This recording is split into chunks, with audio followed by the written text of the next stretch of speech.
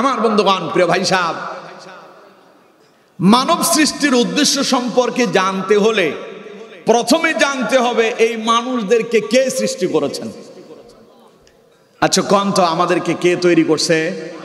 সবাই বলেন কে? না আমরা বানর থেকে আসছি? হ্যাঁ, ডারউইনের মতবাদ কি? গত বছর আমাদের দেশের শিক্ষাঙ্গনে আমাদের সন্তানদের পাঠ্যপুস্তকে ঢুকিয়ে দেওয়া হয়েছে মানুষ নাকি বানর থেকে আসছে। নাউজুবিল্লাহ বললেন না? আমি আপনাদেরকে প্রশ্ন করি, মানুষ কি বানর থেকে আসছে? সবাই বলতে হবে, মানুষ কি বানর থেকে আসছে? যারা মানুষদেরকে বলে যে মানুষ বানর থেকে এসেছে, বুঝতে হবে ওইটা বানরের বাচ্চা, ঠিক কিনা? ও নিজের মানুষ বলে পরিচয় দিতে পারে না। যে নিজের মানুষ বলে পরিচয় দিতে পারে না, ওর মতো অপদার্থ পড়া কপালওয়ালা আর কেউ হতে পারে? আরো জোরে বলেন, হতে পারে? এই জন্য বানরের বাচ্চাদেরকে আমি বলি, যারা বলে মানুষ বানর থেকে আসছে, আর যারা আমাদের সন্তানদের পাঠ্যপুস্তকের ভেতরে এই কথা ঢুকিয়ে দিল, ওরা প্রত্যেকটা বানরের সঙ্গে বন জঙ্গলে বসবাস করা উচিত, ঠিক কিনা? বানর থাকে কি বাড়ি ঘরে না বনে? বানর কি বাড়িতে থাকে না বনে থাকে? তাহলে যারা মনে করে মানুষ এসেছে বানর থেকে, তাদেরকে চলে যেতে হবে বনে। কথা কন না কেন? মানুষের সঙ্গে বসবাস করা এদের মানায় না, কারণ নিজের যেই মানুষই মনে করে না। এখন আমরা নিজেদেরকে বানর মনে করি না মানুষ মনে করি? দেখেন আমাদেরকে কে সৃষ্টি করেছেন? আল্লাহ পাক অত্যন্ত চমৎকার ভাবে কোরআনুল কারীমে তুলে ধরেছেন। আল্লাহ রাব্বুল আলামিন সূরা নিসার শুরুতে বলছেন, ইয়া আইয়ুহান নাসুত্তাকু রাব্বাকুমুল্লাযী খালাকাকুম মিন নাফসিন ওয়াহিদা ওয়া খালাকা মিনহা যাওজাহা ওয়া বাথা মিনহুমা রিজালান কাসীরান ওয়া নিসা। পড়েন আল্লাহু আকবার। আল্লাহ পাক বলছেন, ইয়া আইয়ুহান নাস, হে মানব গোষ্ঠী, হে মানব সম্প্রদায়, ইত্তাকু রাব্বাকুম, তোমরা তোমাদের রব কি ভয় করো। কন্ত দেখি আমাদের রব যিনি, তার নাম কি? আরো জোরে বলেন কি? কেন আল্লাহকে ভয় করব? আল্লাহ পাক বলছেন, আল্লাযী খালাকাকুম মিন নাফসিন ওয়াহিদা। আল্লাহ পাক বলছেন, আমার বান্দারে এই জন্য আমারে ভয় করো, কারণ আমি তোমাদেরকে সৃষ্টি করেছি শুধুমাত্র কেবলমাত্র একটা মাত্র আত্মা হতে। সুবহানাল্লাহ পড়েন। আল্লাহ পাক বলছেন, আল্লাযী খালাকাকুম, আমি তোমাদেরকে সৃষ্টি করেছি। কিভাবে করলাম? মিন নাফসিন ওয়াহিদা, একটা মাত্র আত্মা থেকে। সেই একটা মাত্র আত্মা নাম হচ্ছে হযরত আদম আলাইহিস সালাতু ওয়াস সালাম। সুবহানাল্লাহ কোন? সর্বপ্রথম আল্লাহ পাক হযরত আদম আলাইহিস সালামকে তৈরি করলেন। আদম আলাইহিস সালামকে আল্লাহ কি দিয়ে তৈরি করলেন? আল্লাহ পাক বলছেন, ওয়ালা কাদ খালাকানাল ইনসানা মিন সুলালাতিন মিন তিন। আমি মানুষ তৈরি করছি সর্বপ্রথম মাটি দিয়া। কি দিয়া? কথা কয় না, কি দিয়া? তাহলে আদম সৃষ্টি হয়েছে মাটি দিয়ে। প্রথমে আদম আলাইহিস সালামকে তৈরি করলেন। এরপরে আল্লাহ রাব্বুল আলামিন বলছেন, আদমকে তৈরি করে আল্লাহ পাক আদম আলাইহিস সালামকে জান্নাতে রেখে দিলেন। জান্নাত অত্যন্ত চমৎকার জায়গা। জান্নাতের মতো এত চমৎকার জায়গা পৃথিবীতে আর কোথাও আছে নাকি? কথা বলেন, আছে নাকি? এত সুন্দর, এত মনোরম পরিবেশ আল্লাহ পাক জান্নাতে দিয়েছেন। এত সুন্দর জিনিস পৃথিবীর কোনো চোখ দেখে নাই, দেখবে কেমনে? কোনো কান শুনে নাই, কোনো হৃদয় কোনো দিন অনুভব করতে পারে না। কোরআনুল কারীমে আল্লাহ পাক বলছেন, ফালা তা'লামু নাফসুম মা উখফিয়া লাহুম মিন কুররাতি আ'য়ুন জাযাআম বিমা কানু ইয়া'মালুন। পড়েন আল্লাহু আকবার। আল্লাহ পাক বলছেন, জান্নাতীদের জন্য আমি চোখ জুড়ানো এমন এমন নিয়ামত জান্নাতের ভেতরে রেখেছি। আল্লাহ পাক বলছেন যে নিয়ামত দুনিয়ার কোন চোখ কোনোদিন দেখতে পায় না। চোখ দেখবে তো পরের কথা, মানুষ কখনো কল্পনাই করতে পারে না। সুবহানাল্লাহ। কোন সে আদম আলাইহিস সালামকে তৈরি করে আল্লাহ কোথায় রাখলেন? কথা কয় না, কোথায়? জান্নাতে। এত সুন্দর জায়গা। মনে করেন আপনি ঘোরার জন্য কোথাও সফরে বের হলেন। এখন সফরে অত্যন্ত চমৎকার কিছু জায়গা, অত্যন্ত চমৎকার কিছু নিদর্শন আপনি দেখছেন, কিন্তু একা কি আপনার কাছে মজা লাগবে? কথা কয় না, মজা লাগবে? সাথে একজন বন্ধু যদি থাকে অথবা একজন যদি কাছের মানুষ থাকে, দুইজনে কথা বলবেন এবং মজাও পাবেন, দীর্ঘ পথ পাড়ি দেওয়াটা সহজও হয়ে যাবে, ঠিক কিনা? এজন্য রাসূল বলেছেন সফরে একা বের হবা না, অবশ্যই সফর সঙ্গী নিয়ে যাবে। সুবহানাল্লাহ। কোন এখন আদম আলাইহিস সালাম জান্নাতে একাকী, এত সুন্দর জান্নাত আদম আলাইহিস সালাম একা একা দেখে তিনি মজাটা কারো কাছে শেয়ার করতে পারতেছেন না, বলতে পারছেন না, তাই তিনি অনুভব করছেন একজন সঙ্গীর প্রয়োজন। আল্লাহ রাব্বুল আলামিন বলছেন, তখনই আমি আল্লাহ রাব্বুল আলামিন আদম থেকে তার স্ত্রী ওয়া খালাকা মিনহা যাওজাহা, আদম থেকে তার স্ত্রী তথা আমাদের আদি মাতা মা হাওয়া আলাইহিস সালামকে আল্লাহ পাক তৈরি করে ফেলেছেন। কয়জন হলো? সবাই বলেন কয়জন হলো? প্রথমে আদমকে আল্লাহ মাটি দিয়ে তৈরি করলেন, এবার আদম থেকে মা হাওয়া আলাইহিস সালামকে তৈরি করলেন। এবার কি হলো? এরপরে আল্লাহ রাব্বুল আলামিন বলছেন ওয়াবাসসা মিনহুমা রিজালান কাসীরান ওয়া নিসা, তাদের উভয় থেকে আমি অসংখ্য নারী এবং পুরুষ জন্ম দিলাম, আর তাম পৃথিবীতে নারী আর পুরুষ ছড়িয়ে ছিটিয়ে দিয়েছি। পড়েন সুবহানাল্লাহ। তাহলে প্রথম সৃষ্টি আদম, আদম থেকে মা হাওয়া, সেখান থেকে তাম পৃথিবীতে এই মানুষ যিনি সৃষ্টি করেছেন তিনি কে? চিল্লায় বলেন কে? তাইলে মানুষ কি বানর থেকে এলো না আল্লাহর পক্ষ থেকে এলো? এখন পাগলদের মাথায় এটা ধরে না, ধরবে কোথ থেকে? কারণ পাগলেরা তো কোরআন বুঝে না, ঠিক কিনা? কথা বলেন না কেন, ঠিক কিনা? সুতরাং এবার তাহলে চিল্লায় বলেন তো আমাদেরকে যিনি সৃষ্টি করেছেন তিনি কে? আরো আওয়াজ দিয়ে বলেন কে? এবার আদম আলাইহিস সালামকে কেমনে আল্লাহ সৃষ্টি করলেন, মা হাওয়াকে কেমনে বানালেন, সেটা আপনাদেরকে শোনালাম। এবার আপনার সম্পর্কে একটু বলি, আল্লাহ আপনাকে কোত্থেকে তৈরি করেছেন। আল্লাহ রাব্বুল আলামিন বলছেন হাল আতা আলাল ইনসানি হিনুম মিনাদ দাহরি লাম ইয়াকুন শাইআম মাযকুরা ইন্না খালাকনাল ইনসানা মিন নুতফাতিন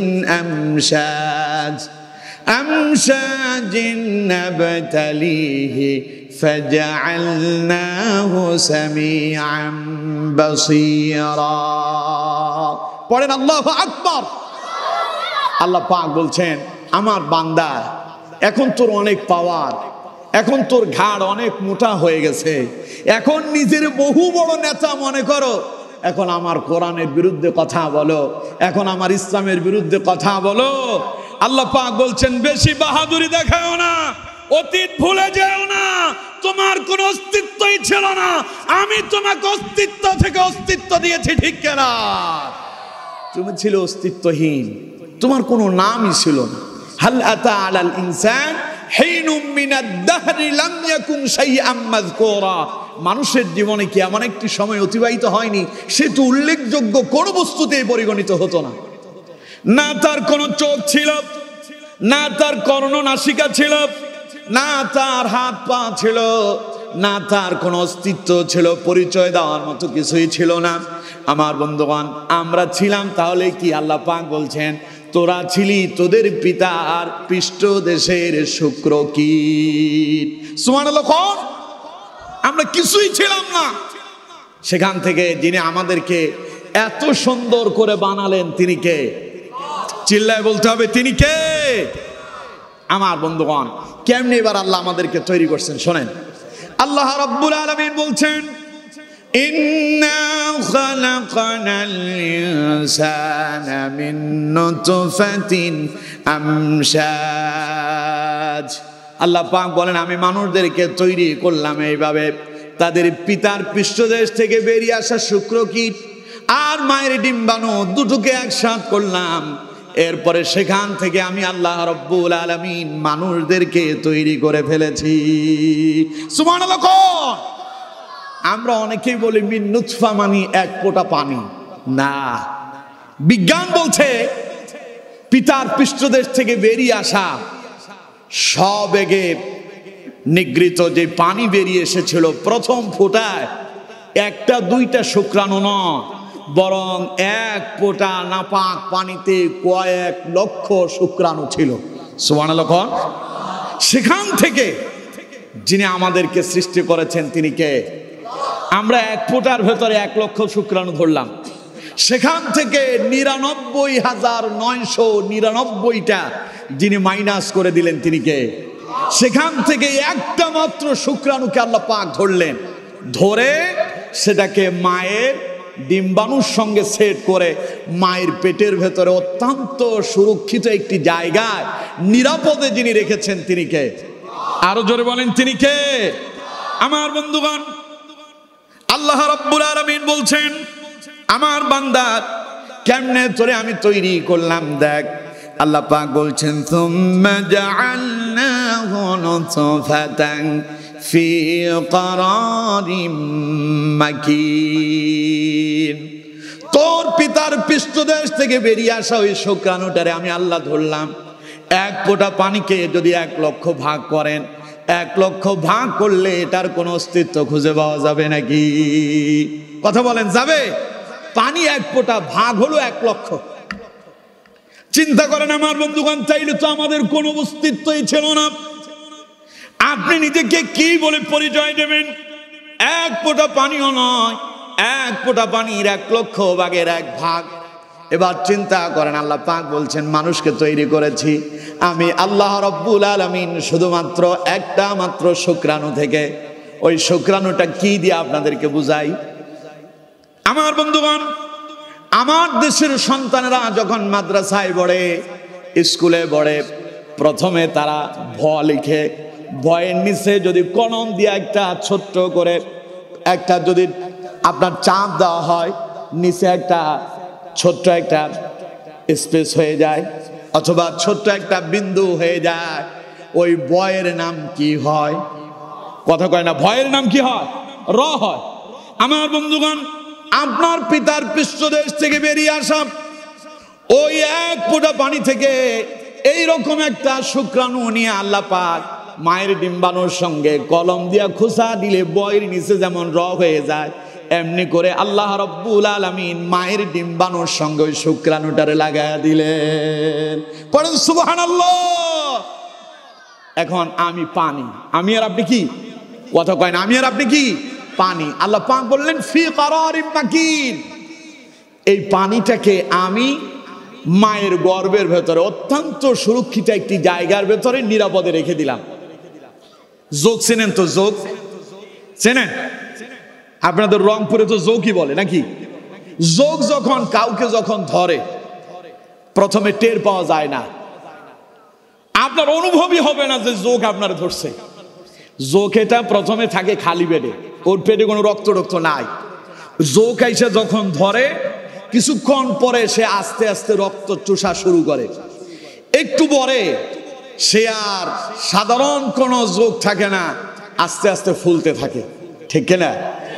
আল্লাহ পাক বলছেন এইরকম মিন নুতফা, অর্থাৎ ওই শুক্রাণুটা যোগের মতো মায়ের ডিম্বাণুতে গিয়ে ওটা ধাক্কা লেগে এখানে রয়ের বিন্দুর মতো বসেছিল, এটা এবার যোগের মতো আস্তে আস্তে আস্তে আস্তে তার রং বদলাতে শুরু করলো। সেখানে বসে সে মায়ের ওই ডিম্বাণুতে বসে বসে মায়ের রক্ত চুষতে শুরু করেছে। সুবহানাল্লাহ। কোন এইভাবে 40 দিন পর্যন্ত সেই মায়ের রক্ত চুষল। 40 দিন পরে যোগ ধরার পরে যেমন কিছুক্ষণ পরে আস্তে আস্তে রক্তের চাকের মতো হয়ে যায়, আল্লাহ পাক বলেন ওই নুতফাটাকে, ওই শুক্রাণুটা কি 40 দিন পরে আমি আল্লাহ রাব্বুল আলামিন রক্ত পিণ্ড আকারে তৈরি করে দিলাম। এখনো আপনার কোনো অস্তিত্ব নাই, এখন আপনি হইলেন রক্ত। আগে ছিলেন বিন্দু, এখন কি হয়েছেন? কথা কয় না, এখন কি হলেন? দেখুন আমার বন্ধুগণ, আল্লাহ রাব্বুল আলামিন বলছেন সুম্মা খালাকানাল নুতফাতা আলাকাতান ফাখালাকানাল আলাকাতা মুদগাতান ফাখালাকানাল মুদগাতা ইযামান ফাকাসাওনাল ইযামা লাহমা। পড়েন আল্লাহু আকবার।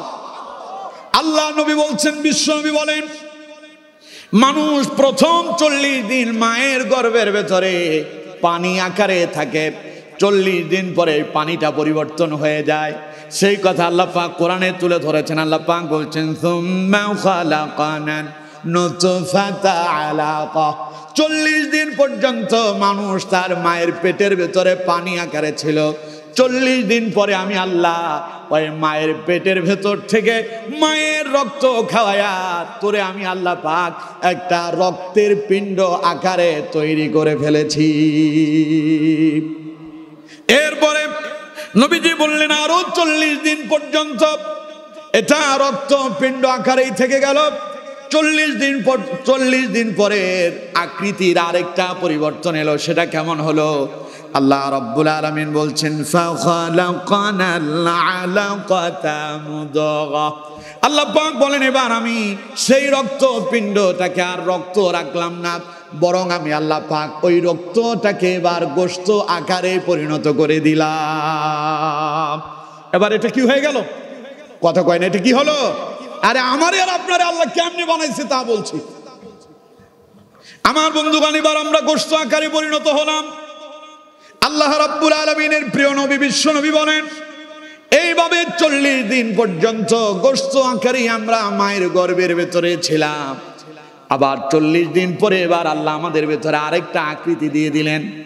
আল্লাহ রাব্বুল আলামিন বলছেন ফাখালাকানাল মুদগাতা ইযামা। এবার সেই গোশতটাকে আমি আল্লাহ রাব্বুল আলামিন হাড় গোড় দিয়া একটা বডি স্ট্রাকচার তৈরি করেছি। সুবহানাল্লাহ। মানে একটা কঙ্কাল বানানো হয়েছে। কি বানানো হয়েছে কন্ত? সবাই বলেন কি? আস্তে আস্তে আপনার নতুন রূপ আসতেছে, ধাপে ধাপে আপনার আমার পরিবর্তন হচ্ছে। আমরা এবার হয়ে গেলাম একটা কঙ্কাল আকৃতির মানুষ। এইভাবে আরো কিছুদিন যাওয়ার পরে ওই কঙ্কাল আর কঙ্কাল থাকলো না, ওই হাড়গুলো আর হাড় থাকলো না। আল্লাহ রাব্বুল আলামিন বলেন ফাকাসাউনাল ইযামা লাহমা। এবার গোশতের উপরে, হাড়ের উপরে আমি আল্লাহ পাক গোশত বসায়া দিলাম। সুবহানাল্লাহ। এরপরে সেই গোশতটাকে নিরাপদ করার জন্য উপরে চামড়া দিয়া, ছাউনি দিয়া আমি আল্লাহ পাক ওটাকে নিরাপদ বানায়া দিলাম। সুবহানাল্লাহ। আমার বন্ধুগণ, হাড়ের উপরে যদি গোশত যদি না থাকতো, হাড়টা কিছুদিন পরে মৃত্যুবরণ করত।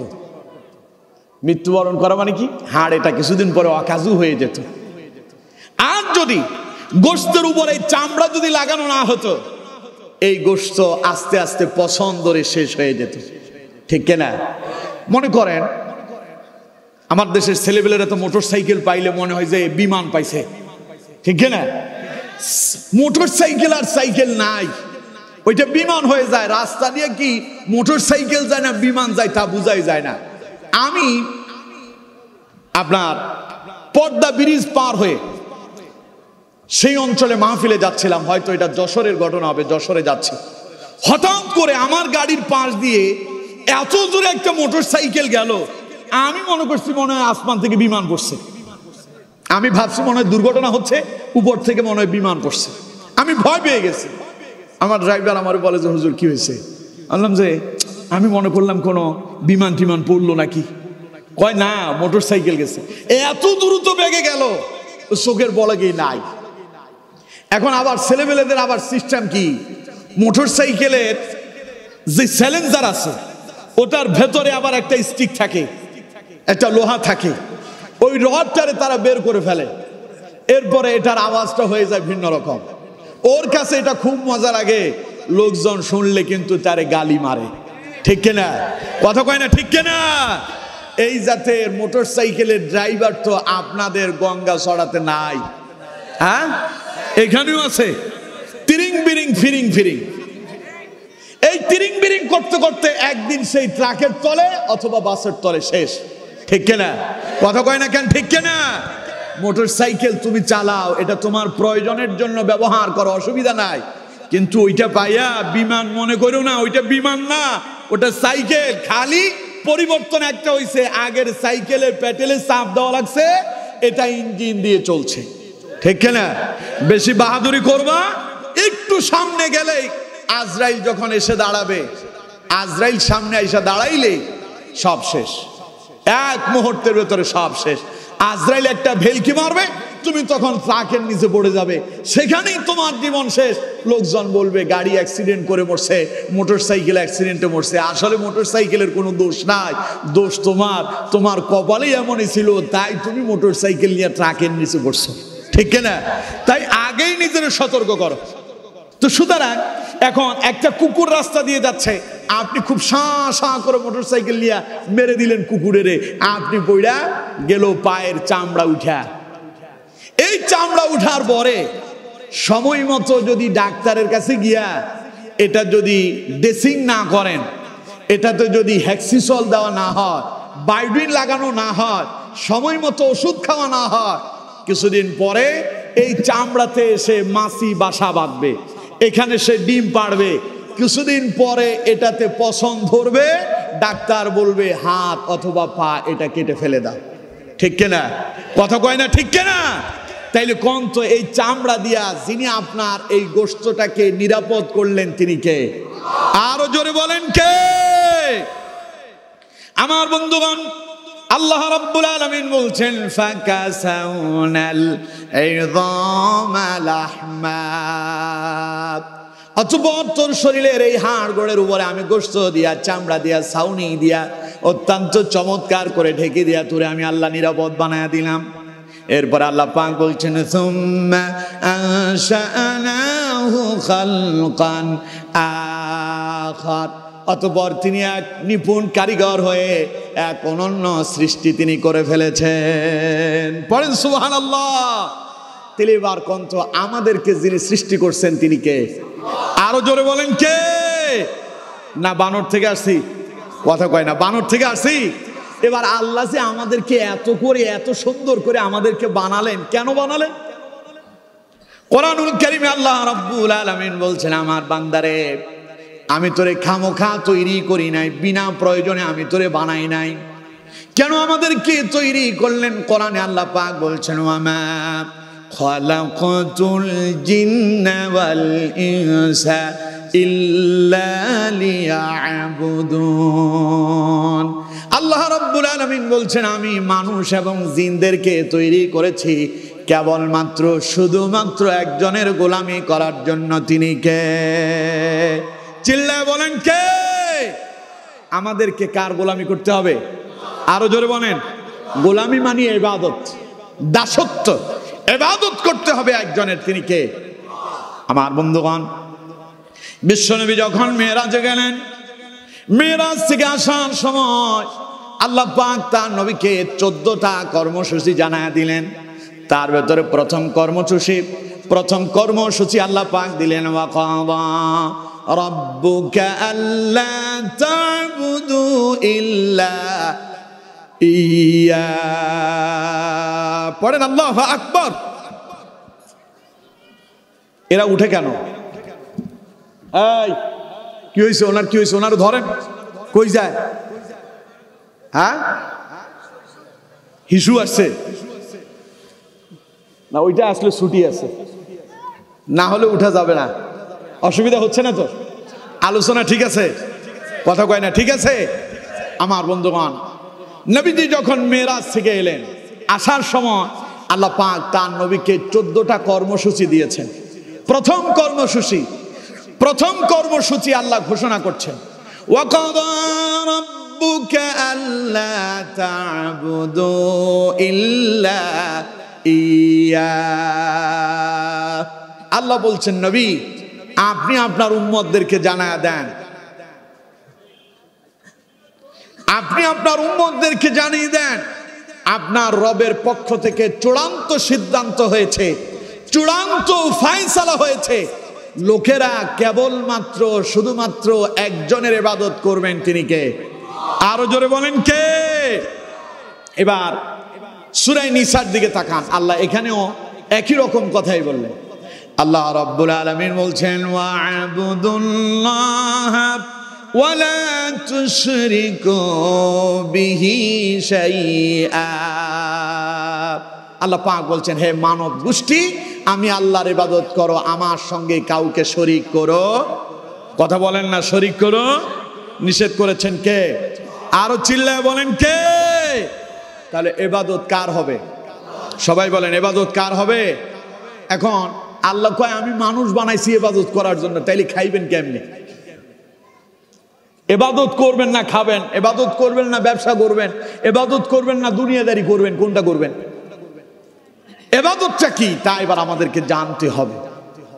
আমরা অনেকে ইবাদত মনে করি নামাজ পড়া, কোরআন পড়া, হজ করা, যাকাত দেয়া, জিকির আজকার করা, তাসবিহ তাহলিল করা, এগুলোকে আমরা ইবাদত মনে করি, ঠিক কিনা? সবাই বলে না ঠিক কিনা? আসলে আপনি জানেন না ইবাদত কি।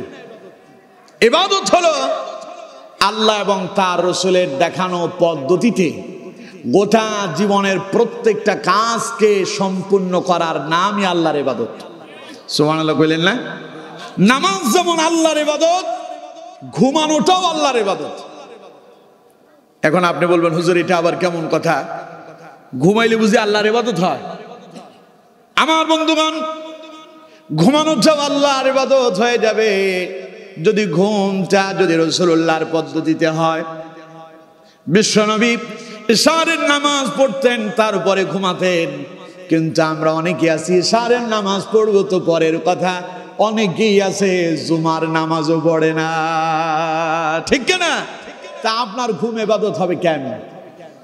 নবীজি নামাজ পড়ে ঘুমাতেন, আর ঘুমানোর সময় নবীজি পড়তেন আল্লাহুম্মা বিসমিকা আমুতু ওয়া আহইয়া।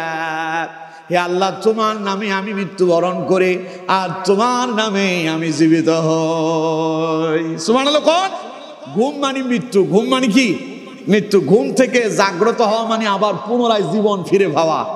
আমার আর আপনার মতো অসংখ্য মানুষ আজ রাতে ঘুমিয়ে যাবে, যে ঘুমটা কারোর জন্য হবে সকাল, কারোর জন্য হবে পরকাল, ঠিক কিনা?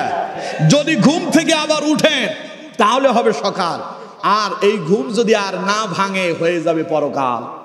সুতরাং আমার বন্ধুগণ, রাসূলুল্লাহর পদ্ধতিতে ইশারের নামাজ পড়ে যদি, দোয়া পড়ে যদি ঘুমাতে পারেন, এটা খালি ঘুম হবে না, এটা ইবাদত হবে। কারণ রাসূলুল্লাহ বলেছেন, কোনো ব্যক্তি যদি ইশারের নামাজ জামাতের সঙ্গে আদায় করে ঘুমায় ফজরের আগ পর্যন্ত, এই সারা রাত ঘুমানোর পরে এই রাতের অর্ধেক সময় দাঁড়ায়া দাঁড়ায়া নফল নামাজ পড়লে যে সওয়াব হতো, আল্লাহ পাক তার বান্দার আমল নামায় সেই সওয়াব লিপিবদ্ধ করে দেয়। এবার এশার পরে ঘুমালেন, আবার ফজরটাও জামাতের সঙ্গে আদায় করলেন। নবী করিম সাল্লাল্লাহু আলাইহি ওয়াসাল্লাম বলছেন, গোটা রাত দাঁড়ায়া দাঁড়ায়া নফল নামাজ পড়লে যে সওয়াব হতো, আল্লাহ তার বান্দার আমল নামায় সেই সওয়াব দিয়ে দেয়। সুবহানাল্লাহ। বাড়ি যায় বলেন, রাগ করছেন আপনারা? তো সুবহানাল্লাহ এত আস্তে বলেন কে? সামনের লোকজন সুবহানাল্লাহ বলে, পিছনের লোকজন বলে আমরা নাই। আছেন কি সবাই? আমার কথা বুঝতে পেরেছেন? আচ্ছা, বুঝতে পারেন নাই কারা কারা হাত তুলেন, আমার কথা বুঝেন নাই। 1 2 3 আর আছে? আপনারা বুঝেন না আমার কথা? কথা কয় না, বুঝতে পেরেছেন? আবার বুঝাই দিই, আমি বলেছি কেউ যদি ইশারের নামাজ পড়ে জামাতের সঙ্গে ইশারের নামাজ আদায় করে ঘুমায়, আবার ফজরটাও জামাতের সঙ্গে আদায় করে, নবীজি বলেছেন সারা রাত সে ঘুমিয়ে পড়ল, কিন্তু আল্লাহ রাব্বুল আলামিন বলেন আমার বান্দা ঘুমায় নাই, সারা রাত দাঁড়ায়া দাঁড়ায়া নফল নামাজ আদায় করেছে। বুঝতে পেরেছেন? বুঝতে এবার চিল্লা এখন সুবহানাল্লাহ। তাহলে ঘুমও আল্লাহর ইবাদত, যদি সেটা রাসূলুল্লাহর পদ্ধতিতে হয়।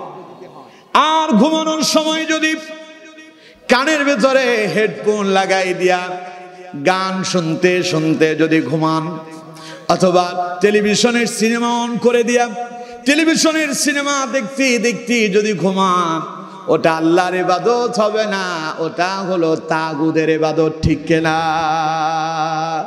তাইলে আল্লাহ এবং তার রাসূলের দেখানো পদ্ধতি মোতাবেক ঘুম গেলেও ঘুমটাও শুধু ঘুমই হয় না, বরং ইবাদত হিসাবে যিনি গণ্য করেন তিনি কে? এবার আমার বন্ধুগণ, ঘুম থেকে উঠলেন, নামাজ আদায় করলেন, ব্যবসায় চলে গেলেন। ব্যবসাটা কিন্তু দুনিয়াদারি, কিন্তু এই ব্যবসা দুনিয়াদারি নয়, ব্যবসাও আল্লাহর ইবাদত। যদি সেটা আল্লাহর রাসূলের দেখানো পদ্ধতি মোতাবেক হয়। ব্যবসা আমার নবী মনে হয় করেন নাই, কথা কয় না? রাসূল ব্যবসা করেন নাই? আপনাদের এখানে গঙ্গাচড়াইতে তো বিশাল বাজার, একটা উপজেলা এটা, ঠিক কিনা? কথা কয় না, ঠিক কিনা? এখানেও তো ব্যবসায়ী আছেন। আপনার ব্যবসাটা ইবাদত হবে। ব্যবসা কিভাবে ইবাদত হবে? নবীজি শিখিয়ে দিচ্ছেন, আত-তাজিরুস সাদিকুল আমিন মা'আন নাবিয়িনা ওয়াস-সিদ্দীকিনা ওয়াশ-শুহাদা। পড়েন আল্লাহু আকবার। আল্লাহ নবী বলেন, কেউ যদি সততার সঙ্গে, আমানতদারিতার সঙ্গে যদি ব্যবসা করতে পারে, অর্থাৎ ওজনে কম দেওয়া যাবে না, ভালোটার সঙ্গে মন্দটা মিশ্রিত করা যাবে না, খারাপ আর ভালো দুটোকে একত্রিত করা যাবে না। আপনি যদি সততার সঙ্গে, আমানতদারিতার সঙ্গে যদি ব্যবসা পরিচালনা করতে পারেন, রাসূলুল্লাহ বলেন ব্যবসা শুধু ব্যবসায়ী হবে না, ওটা আল্লাহর ইবাদত হয়ে যাবে। খালি যে আল্লাহর ইবাদত হবে তা নয়, বিশ্বনবী বলেন আমানতদারিতার সঙ্গে ব্যবসা করবে যারা, কিয়ামতের দিন নবীদের সঙ্গী হবে তারা। মান নবীয়িন, কিয়ামতের দিন আল্লাহ তাদেরকে নবীদের কাতারে শামিল করবেন। কাদেরকে? কথা কয় না, কাদেরকে? ব্যবসায়ীদেরকে, যদি সততার সঙ্গে করতে পারেন। আমার বন্ধুগণ, এখানে শেষ নয়। রাসূলুল্লাহ বলেছেন ওয়াস-সিদ্দীকিন, ব্যবসা যদি আমানতদারিতার সঙ্গে, সততার সঙ্গে যদি করতে পারো, আল্লাহ নবী বলেন কিয়ামতের দিন আল্লাহ রাব্বুল আলামিন তোমাকে সত্যবাদীদের কাতারে শামিল করে দেবেন। সত্যবাদী বুঝেন? পৃথিবীতে নবীর পরে, নবীরা তো সবাই ছিলেন সত্যবাদী, নবীদের পরে সত্যবাদী যিনি ছিলেন তার নাম আবু বকর সিদ্দিক রাদিয়াল্লাহু তাআলা। সুবহানাল্লাহ কইলেন না? ব্যবসা তো হযরত আবু বকরও করেছেন। আপনি যদি সেই রকম আমানতদারিতার সঙ্গে, সততার সঙ্গে ব্যবসা করতে পারেন, সেই আবু বকরের সঙ্গে যিনি কিয়ামতে আপনাকে উঠাবেন তিনি কে? 3 নাম্বার নবীজি বলেছেন আমানতদারিতার সঙ্গে, সততার সঙ্গে কেউ যদি ব্যবসা পরিচালনা করতে পারে, ওয়াশ-শুহাদা, কিয়ামতের দিন আল্লাহ তাকে শহীদদের কাতারে শামিল করবেন। শহীদ চেনেন? আপনার বাড়ির পাশে মোহাম্মদ শহীদুল্লাহ, ওইটা না। এই শহীদ দুনিয়ার ওই শহীদ না। শহীদ বলা হয় তাকে যিনি কোরআনের জন্য, ইসলামের জন্য জীবনকে কোরবান করে দেয়। ঠিক না? এইরকম একজন শহীদের উপমা বাংলাদেশে দিলে আপনারা বুঝতে পারবেন। আমাদের কোরআনের পাখি আল্লামা দেলওয়ার হোসেন সাইদি রহমাতুল্লাহি আলাইহি, যিনি জীবনের 50 বছর আল্লাহর কোরআনের দাওয়াত দিয়েছেন, পৃথিবীর প্রায় 55টি দেশে আল্লাহর কোরআনের দাওয়াত পৌঁছে দিয়েছেন, যার কোরআনের আলোচনা শুনে হাজারের অধিক অমুসলিম কালেমা পড়ে মুসলমান হয়েছে, বেঈমান আল্লাহওয়ালাতে পরিণত হয়েছে, বেনামাজি নামাজিওয়ালা হয়েছে, সুদখোর সুদ ছেড়ে দিয়েছে, ঘুষখোর ঘুষ ছেড়ে দিয়েছে। ওই মানুষটাকে জালেমেরা 13টা বছর জেলখানায় বন্দী করে অপচিকিৎসা দিয়ে হত্যা করেছে। ঠিক না? ওইটা ছিল আল্লাহর রাস্তায় শাহাদাতের নজরানা। ওটা কি ছিল? শাহাদাতের নজরানা ছিল। আল্লামা সাইদি বলেছেন, তিনি তার সন্তান, কলিজার টুকরা সন্তান রফিক বিন সাইদির জানাজায় দাঁড়িয়ে বলেছিলেন, ও আল্লাহ, তোমার ইজ্জতের কসম, তোমার সম্মানের কসম, 1971 সালের এক ফোঁটা বালি বা কাদা আমার গায়ে লাগে নাই, লাগে নাই, লাগে নাই। ঠিক না? কসম করে বলেছেন। আমার বন্ধুগণ, তিনি বলেছেন, জালেমরা আমারে মিথ্যা মামলা দিয়ে আমারে বানালো জানাকার, আমারে বানালো চোর, আমারে বানালো ডাকাত, ওরা আমাকে বানালো রাজাকার। ও আল্লাহ, তোমার নামে শপথ করে বলছি, এগুলো একটার সাথে আমার সম্পর্ক নাই। আমাকে ওরা জেলখানায় বন্দী করছে একটা মাত্র কারণ আমি আল্লাহর কোরআনের হকের দাওয়াত দিয়েছি বলে জালেমদের সহ্য হয় নাই, তাই আমাকে মিথ্যা মামলা দিয়া জেলখানায় বন্দী করেছে, ঠিক কিনা? সেই সাইদি জেলের সেই পকটকে, জেলখানার সেই অন্ধকার জগৎকে বাছাই করে নিয়েছেন শুধুমাত্র আল্লাহর কোরআনের জন্য, ঠিক কিনা? জোরে বলতে হবে, ঠিক কিনা? অতঃপর সেই জেলখানায় থাকতে থাকতে একদিন তিনি পৃথিবী থেকে বিদায় নিয়েছেন। তার বিদায়ের সময়টাও ছিল অত্যন্ত মর্মান্তিক। আমার বন্ধুগণ, যেই ডাক্তার তার চিকিৎসা দিয়েছে সেই ডাক্তারই বলছে, ইচ্ছে করলে ওনাকে সঠিক চিকিৎসা দিলে বাঁচানো যেত। আমার বন্ধুগণ, সেই কোরআনের পাখি আল্লাহর কোরআনের জন্য তার জীবনটাকে উৎসর্গ করে দিয়েছেন, ঠিক কিনা? এদেরকে বলে শহীদ। এদেরকে কি বলে? এরপরে নবী করিম সাল্লাল্লাহু আলাইহি ওয়াসাল্লামের অসংখ্য সাহাবীরা যারা দ্বীনকে প্রতিষ্ঠা করার জন্য জিহাদের ময়দানে ঝাঁপিয়ে পড়েছেন, যেমন হযরতে হানজালা রাদিয়াল্লাহু তাআলা আনহু উল্লেখযোগ্য সাহাবীদের ভেতরে একজন, জিনার ফুল সজ্জার রাত ছিল, আকস্মিক জিহাদের ডাক এসে গিয়েছে। হযরতে হানজালা তার ফুল সজ্জার রাতে স্ত্রীর বিছানা ত্যাগ করে জিহাদের ময়দানে ঝাঁপিয়ে পড়ে সেই কাফেরদের বিরুদ্ধে লড়তে লড়তে এক পর্যায়ে ইন্তেকাল করেছেন। ইন্তেকালের পরবর্তী সময় ঘটনা অনেক লম্বা, আপনারা জানেন, আমি সংক্ষেপে বলছি। স্ত্রী এসে বললেন, ইয়া রাসূলুল্লাহ সাল্লাল্লাহু আলাইহি সাল্লাম, শুনেছি আমার স্বামী হানজালা নাকি জিহাদের ময়দানে শাহাদাত বরণ করেছেন। ইয়া রাসূলুল্লাহ সাল্লাল্লাহু আলাইহি সাল্লাম, আপনার কাছে আমার বিশেষ রিকোয়েস্ট, বিশেষ অনুরোধ, আমি তো জানি যারা জিহাদের ময়দানে শাহাদাত বরণ করে যেই পোশাকেই তারা ইন্তেকাল করে তাদেরকে কোনো গোসল দেওয়া হয় না, পোশাকের পরিবর্তন হয় না, ওই পোশাকেই তাদের দাপন কাপন হয়। ইয়া রাসূলুল্লাহ, আমার স্বামী, তার উপরে গোসল ফরজ ছিল, গত রাত তার ফুলসজ্জার রাত ছিল, হুজুর তার উপরে গোসল ফরজ ছিল, জিহাদের ডাক শুনে ছুটে এসেছে। ইয়া রাসূলুল্লাহ, দয়া করে হানজালাকে গোসল দিয়ে তারপরে তার জানাজা করবেন। সুবহানাল্লাহ বলেন না? আমার বন্ধুগণ, নবীজি বললেন, উহুদের প্রান্তরে 70 জন সাহাবী শাহাদাত বরণ করলেন। বিশ্ব নবী বললেন, সাহাবীদের লাশগুলো খুঁজে নিয়ে আসো। 68টা লাশ খুঁজে পাওয়া গেল, 2টা লাশ অনুপস্থিত, 2টা লাশ খুঁজে পাওয়া যায় না। একজন হলেন নবীজির চাচা আমির হামজা রাদিয়াল্লাহু তাআলা আনহু, আরেকজন হলেন রাসূলুল্লাহর ওই প্রিয় সাহাবী হযরতে হানজালা রাদিয়াল্লাহু তাআলা আনহু। পড়েন সুবহানাল্লাহ। একটু পরে দূর থেকে দেখা যায় হানজালার লাশ। একজন সাহাবী বললেন, হুজুর দূরে তো হানজালার লাশ দেখা যায়। বিশ্ব নবী হানজালার লাশের কাছে এলেন। নবীজি হানজালার মাথার উপরে হাত দিয়ে দেখতে পেলেন এখনো হানজালার মাথা থেকে গোসলের টপ টপ করে পানিগুলো ঝরে পড়ছে। জিবরাইল নাজিল হয়ে গেল। জিবরাইল বললেন, ইয়া রাসূলুল্লাহ সাল্লাল্লাহু আলাইহি সাল্লাম, হুজুর হানজালাকে দুনিয়ার পানি দিয়া গোসল দিতে হবে না। হানজালার আজকের এই কুরবানিতে আল্লাহ পাক এত বেশি খুশি হয়েছেন, হানজালাকে আল্লাহ পাক আসমানে ফেরেশতা দিয়া গোসলের ব্যবস্থা করে দিয়েছেন। এরে বলে শহীদ। এরে কি বলে? কথা কয় না, এরে কি বলে? সুতরাং শহীদ আপনার বাড়ির পাশের শহীদুল্লাহ নাম। শহীদ হলো ওই ব্যক্তি যিনি আল্লাহর দ্বীনকে প্রতিষ্ঠা করার জন্য জীবনটারে কোরবান করে দিয়েছেন, তাকে শহীদ বলা হয়। ব্যবসাটা যদি সততার সঙ্গে, আমানতদারিতার সঙ্গে হালালভাবে যদি করতে পারেন, খালি ইবাদতই হবে না, কিয়ামতের দিন আল্লাহ রাব্বুল আলামিন সততার সঙ্গে, আমানতদারিতার সঙ্গে ব্যবসা করার কারণে শহীদদের কাতারে আপনাকে আল্লাহ শামিল করে দেবেন। এজন্য আমার ভাইরা যারা ব্যবসা করেন, আপনাদেরকে বলবো, ব্যবসায়ী ভাইরা, আজকের এখানে মাহফিলে বেশিরভাগ লোকই ব্যবসায়ী, ঠিক না?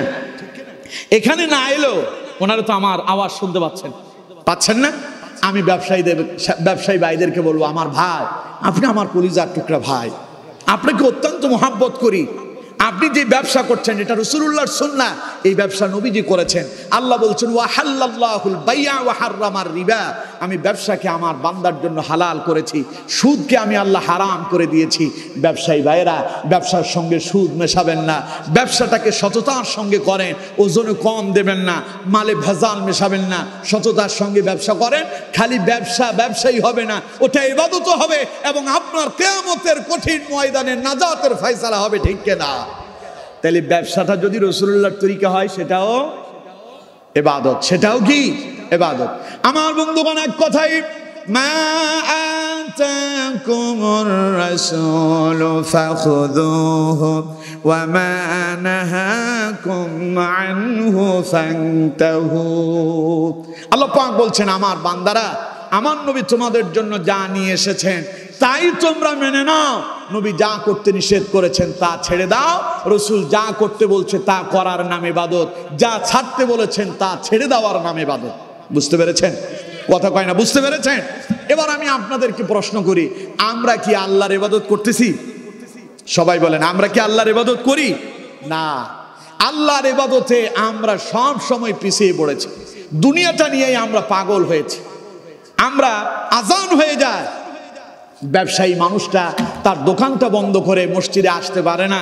ওর চিন্তায় থাকে, আমি যদি মসজিদে যাই, আমার দোকানে যদি একটা কাস্টমার আসে, তাহলে তো আমার দারুণ লস হয়ে যাবে, ঠিক কিনা? এর জন্য নামাজ পড়তে পারে না। আমার বন্ধুগণ, ব্যবসায়ী ভাইদেরকে বলি, আমার বন্ধু, দুনিয়া নিয়ে পাগল হয়ে যেও না। তুমি যদি তোমার এই ব্যবসার মধ্য দিয়ে, দুনিয়ার কর্মের মধ্য দিয়ে যদি মাঝখানে নামাজের জন্য আল্লাহর ঘরে যেতে পারো, আল্লাহ তোমার কামাই রুজিতে বরকত দিয়া পরিপূর্ণ করবেন, সুবহানাল্লাহ। কিন্তু আমার বন্ধুগণ, আজ আমরা আল্লাহর ইবাদত থেকে অনেক দূরে সরে গিয়েছি, যার ফলে জালিমেরা আমাদের উপরে চেপে বসেছে। আমরা মাঝে মধ্যে অনেকেই বলে, রাষ্ট্র নিয়ে কথা বললেই লোকজন বলে যে হুজুরেরা রাজনীতি করে। আমি আপনাদেরকে প্রশ্ন করি, রাষ্ট্র কিভাবে পরিচালনা হবে তা কোরআনে আছে না নাই? সবাই বলতে হবে, আছে না নাই? অর্থাৎ আপনার পরিবার থেকে শুরু করে, আপনার পরিবার, আপনার সমাজ, আপনার রাষ্ট্র, আপনার পার্লামেন্ট, প্রত্যেকটা জায়গায় আল্লাহর কোরআন এবং রাসূলুল্লাহর দেখানো পদ্ধতি মোতাবেক পরিচালনা করার নামই হলো ইবাদত, ঠিক কিনা? কথা কয় না, ঠিক কিনা? তাইলে রাষ্ট্র পরিচালনা মুহাম্মদ সাল্লাল্লাহু আলাইহি সাল্লাম করেন নাই? হ্যাঁ, না না, ওইটা তো রাজনীতি। নবী কেমনে রাজনীতি করছে? আচ্ছা, রাসূলুল্লাহ রাষ্ট্র পরিচালনা করেছেন, এই মতের পক্ষে কারা কারা? দেখে হাত তোলেন, দেন হাত নামান। তার মানে সবাই। তাহলে এবার কোন তো রাসূল যে রাষ্ট্র চালাইলো, এটা রাজনীতি ছিল না? কথা কয় না, রাজনীতি ছিল না? নবীর পরে নবীর সাহাবীদের দিকে তাকান, রাসূলুল্লাহর সাহাবীদের ভেতরে শ্রেষ্ঠ সাহাবী নাম হযরত আবু বকর সিদ্দিক রাদিয়াল্লাহু তাআলা আনহু।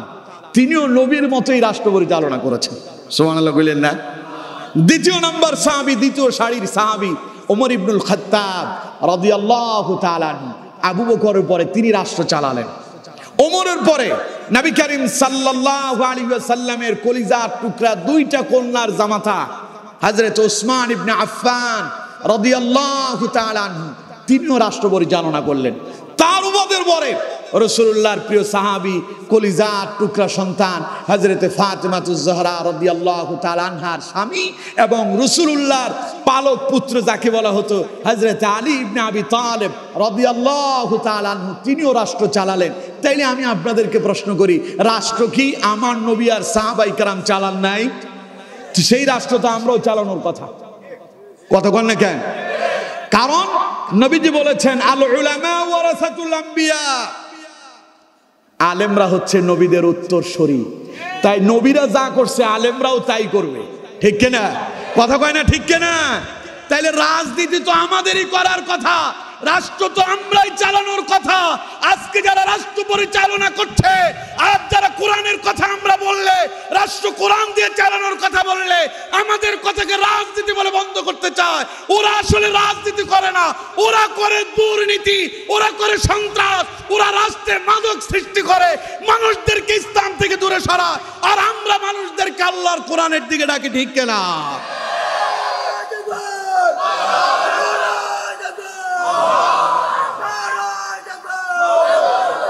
রাষ্ট্র তো কোরআন দিয়ে চলার কথা ছিল। আজ রাষ্ট্রের দুর্নীতি বন্ধ হয় না, রাষ্ট্রে জেনা ব্যভিচার বন্ধ করা যায় না, সন্ত্রাস বন্ধ করা যায় না। কারণ কি? কারণ এ কোরআন দিয়ে রাষ্ট্র চলে না, ঠিক কিনা? দেশ স্বাধীন হলো 53 বছর, 53 বছরে এই রাষ্ট্রের দুর্নীতি বন্ধ হয় নাই। কথা কয় না? 53 বছরে এই রাষ্ট্রের সন্ত্রাস বন্ধ হয় নাই। স্বাধীনতার এই 53 বছরে এখনো পর্যন্ত রাষ্ট্রে আমার কলিজার টুকরা ছোট্ট ছোট্ট নিরপরাধ নিরীহ ছোট্ট কন্যা সন্তানটি পর্যন্ত দর্শনের শিকার হচ্ছে, ঠিক না? কারণ রাষ্ট্রে কোরআন নাই। কোরআন দিয়ে যদি রাষ্ট্র চলতো, এই দেশ দুর্নীতি মুক্ত হতো, সন্ত্রাস মুক্ত হতো, ইয়াবা মুক্ত হতো, জেনা মুক্ত হতো, দর্শন মুক্ত হতো। রাষ্ট্রে কোরআন নাই বলে এগুলো বন্ধ হয় না। সুতরাং আমি বলি, আগামীর পার্লামেন্টে যারাই যান, আমার কোনো অসুবিধা নাই। আপনাদের কাছে রিকোয়েস্ট, মানব রচিত এই মতবাদকে মুছে ফেলে দিয়া আল্লাহর কোরআনের মতবাদ দিয়ে রাষ্ট্র চালান। বিশ্বাস করেন, রাষ্ট্র এক কল্যাণময় রাষ্ট্রে পরিণত হবে, ঠিক না? কারণ আমার নবী এমন রাষ্ট্র পরিচালনা করেছেন যেই রাষ্ট্রে কোনো দুর্নীতি ছিল না। অথচ রসুল যখন মক্কায় এলেন, জীবন্ত কন্যা সন্তানদেরকে মাটিতে ফুতে ফেলা হচ্ছে। রসুল যখন মক্কায় এলো, গোটা মক্কা নগরীতে জাহিলিয়াতে বর্বরতায় একেবারে নিমজ্জিত হয়ে গেছে। একজন নারীকে একাধিক পুরুষ ব্যবহার করেছে। নাউজুবিল্লাহ বলেন। জেনা ব্যভিচার মদ জুয়া প্রকাশ্যে চলছে। এই অশ্লীলতা, এই বেহায়াপনা, এই নির্লজ্জতা, এই খুন খারাপি রাসূলুল্লাহ বন্ধ করেছেন কোরআন দিয়ে। সবাই বলেন কি দিয়ে? সবাই বলেন কি দিয়ে? তাহলে আমাদেরটা বন্ধ হয় না কেন? কারণ আমরা কোরআন দিয়ে চালাই না। আমরা খালি কোরআনটা খালি মসজিদেই রেখেছি। মসজিদ থেকে বের হওয়ার পরে আমরা কোরআন থেকে দূরে সরে গিয়েছি, ঠিক কিনা? নামাজের সময় নামাজটা চলে আল্লাহর কোরআন এবং রাসূলুল্লাহর সুন্নাত দিয়া। ইমাম সাহেব নামাজে দাঁড়ালো, রুকুতে না গিয়ে যদি সেজদায় চলে যায়, পেছনে দাঁড়ানো মুসল্লিরা মনে হয় দাঁড়ায় থাকবে। হ্যাঁ, ইমামকে সতর্ক করবে। ইমাম জোহরের নামাজের ইমামতি করছেন, সূরা ফাতিহা আস্তে পড়বে না জোরে পড়বে? কথা কয় না, আস্তে না জোরে? ইমাম শুরু করছে জোরে, পেছনে মুসল্লি দাঁড়ায় থাকবে, পেছন থেকে লোকমা আসবে সুবহানাল্লাহ। তার মানে ইমাম নেতা, কাজ ঠিক হচ্ছে না, সোজা হয়ে যাও। নেতা যদি ঠিক থাকে, নেতা যদি সত্যিকারের নেতা হয়, ইমাম যদি কোরআন হাদিস সম্পর্কে জ্ঞান রাখে, তিনি বুঝবেন আমার কোনো ভুল হচ্ছে, তখন তিনি সতর্ক হবেন। কিন্তু দেখা গেল এখনো নেতা ফিরে এলো না। দ্বিতীয়বার আবার পেছন থেকে আবারও লোকমা আসবে, আলহামদুলিল্লাহ। তার মানে নেতা সময় থাকতে সোজা হয়ে যাও। নেতা এখনো সোজা হলো না, পেছন থেকে আবারও লোকমা আসবে, আল্লাহু আকবার। নেতা সোজা হয়ে যাও। নেতা এখনো সোজা হলো না, এবার ইসলাম বলছে তার পেছনের দিকের কলার চেপে ধরে পেছনে টান দিয়ে নিয়ে আসো। পেছন থেকে একজন গিয়ে ইমামের জায়গায় দাঁড়ায় নেতাগিরি শুরু করো। সুবহানাল্লাহ কোন? এই পদ্ধতি খালি মসজিদে চলে। এই পদ্ধতি যদি আমার দেশেও চলতো, এই দেশে যারা সন্ত্রাস করেছে, এই দেশে যারা রাষ্ট্রটাকে অকার্যকর করে দিল, এই দেশের মানুষের উপরে নির্যাতন নিপীড়ন চালালো যারা, আমরা যদি তাদেরকে ধরে ধরে এইভাবে সোজা করতে পারতাম, দেশ সন্ত্রাস মুক্ত হয়ে যেত, ঠিক কিনা?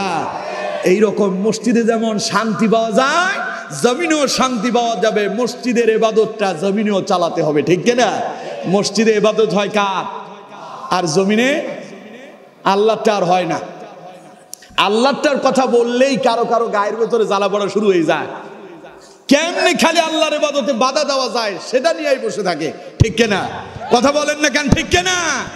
এখন আমরা গোলামি করব কার? চিল্লায় বলেন কার? ইবাদত করব কার?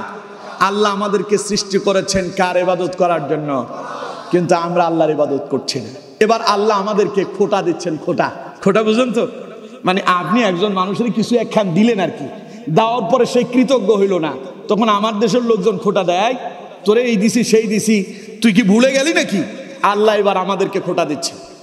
যারা আল্লাহর ইবাদত করেন, আল্লাহ তাদেরকে বললেন, ইয়া আইয়ুহাল ইনসানু মা গাররাকা বিরাব্বিকাল কারীম।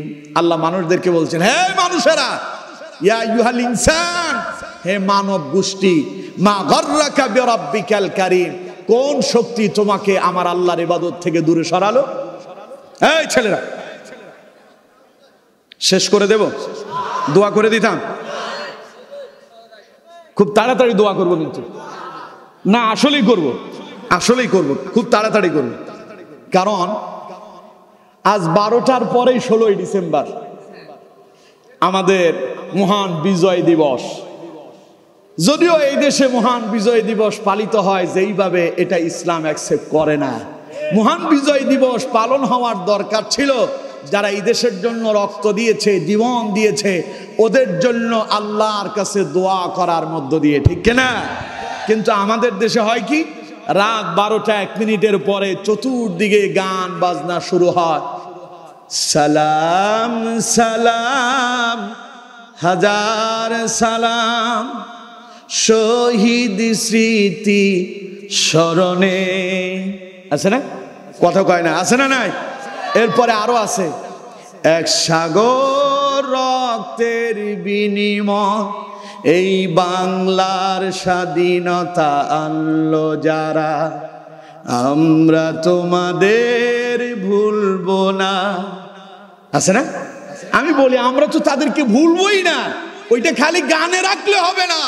যারা এই মহান বিজয় দিবসের জন্য এই রাষ্ট্রকে আমাদের জন্য উপহার দিতে গিয়ে জীবন দিয়েছে, জীবনকে উৎসর্গ করেছে, তাদের জন্য নামাজ পড়ে আল্লাহর দরবারে দোয়া করার দরকার ছিল, ঠিক কিনা? করলাম গান। আচ্ছা, আপনার বাপ মরছে, রাগ করেন না, আপনারা রাগ করতেছেন, এটা আবার রাষ্ট্রবিরোধী হচ্ছে কিনা তা আল্লাহ ভালো জানে। রাষ্ট্রবিরোধী হইলেও হোক, কারণ আমি এখন কোরআনের কথা বলছি, ঠিক কিনা? বাপ মরছে আপনার, বাপের মৃত্যুবার্ষিকী পালন করার জন্য আপনি বাড়িতে হুজুর দাওয়াত দিয়া, গরু জবাই দিয়া মানুষকে খাওয়ান না, আপনি বাইর থেকে গায়িকা নায়িকা আইনা আপনি গান বাজনার মজমা বসান? কোনটা করেন? হুজুর ডাকেন, দাওয়াত দিয়ে মানুষকে খাওয়ান, কারণ আপনি জানেন এটা আল্লাহর ইবাদত, ঠিক কিনা? এই জন্য আপনি হুজুরে দিয়ে বাপের জন্য মুনাজাত করেন। আর যদি আপনার সেই ক্ষমতা না থাকে, নিজে নিজে করেন, কারণ আপনার বাপ মরছে, দুঃখ আপনার, এই জন্য আপনি বাপের জন্য গান বাজনা করেন না। আরে যেই বাড়িতে মানুষ মরে, ওই বাড়ির মানুষজন তো 3 দিন পর্যন্ত মসজিদে এসে উপস্থিত হয়ে যায়, মসজিদও ছাড়ে না, ঠিক কিনা? ভয় ভয় ভয়, আজরাইল বাড়ি চিনে ফেলছে, আজরাইল বাড়ি চিনে ফেলছে, তাই ভয়ে সবাই মসজিদে যায়। যেই ঘরের, যেই রুমের ভেতরে বাপ মরছে, ছেলে ওই বাপের ওই খাটে আর ঘুমায় না 3 দিন পরে ভুলে যায়, ঠিক কিনা? কথা কয় না, ঠিক কিনা? সুতরাং বাপ মরছে যার, দুঃখ তার, রাষ্ট্রের জন্য জীবন দিল তারা, ওদের জন্য আমরা ব্যথিত হয়ে তাদের জন্য দোয়া করার দরকার ছিল। গান বাজনা করলে আপনি জানেন কবরে আযাব হবে, সেই গান বাজনা দিয়া এই শহীদদের কবরে বুঝে আযাবটাই দিলেন। এজন্য আমরা বলি না, ওদের জন্য দোয়া করেন, ওদের জন্য কোরআন খতম করেন, ইসলাম যেগুলোকে সমর্থন করে এগুলো করেন। গান বাজনা হবে, তবে বাদ্যযন্ত্র ছাড়া, ঠিক কিনা? বাদ্যযন্ত্র ছাড়া ইসলাম গান বাজনা অ্যাকসেপ্ট করেছে। যেমন এই দেশের বহু গান এই দেশের ইসলামিক শিল্পীরাও করেছে। এরকম একটা আপনাদেরকে একটু শোনাবো, নাকি শুনবেন? গলার অবস্থা কিন্তু ভালো নাই। ইঞ্চি ইঞ্চি মাটি সোনার চাইতে খাঁটি, নগদ রক্ত দিয়ে কেনা, কসম সেই খোদার একটি কণাও তার কেড়ে নিতে কেউ পারবে না। রঙের তুলিতে আঁকা সবুজের ছায়া ডাকা সুজলা সুপলা পরিপাটি, লক্ষ শহীদ গাজী রেখেছে জীবন বাজি, করেছে স্বাধীন এই মাটি। বাংলাদেশ আমার বাংলাদেশ, তোমার বাংলাদেশ সবার প্রাণ, ধন্য ধন্য আমি সবার চাইতে দামি বাংলা মাটির সন্তান। বাংলাদেশ আমার বাংলাদেশ, তোমার বাংলাদেশ খোদা খোদার দান। সোনার জন্মভূমি তোমার জন্য আমি জীবন দিয়েছি কোরবান। ইঞ্চি ইঞ্চি মাটি সোনার চাইতে খাঁটি, নগদ রক্ত দিয়ে কেনা। কসম সেই খোদা একটি কণাও তার কেড়ে নিতে কেউ পারবে না, ঠিক না? শান্ত মাটির নিচে এখনো ঘুমিয়ে আছে ৩৬০ আউলিয়া। সোহরবার দেশের বাংলা ভাষানি আছে শেখ মুজিব শহীদ জিয়া। লক্ষ শহীদ গাজী দিয়েছে জীবন বাজি, করেছে স্বাধীন এই মাটি।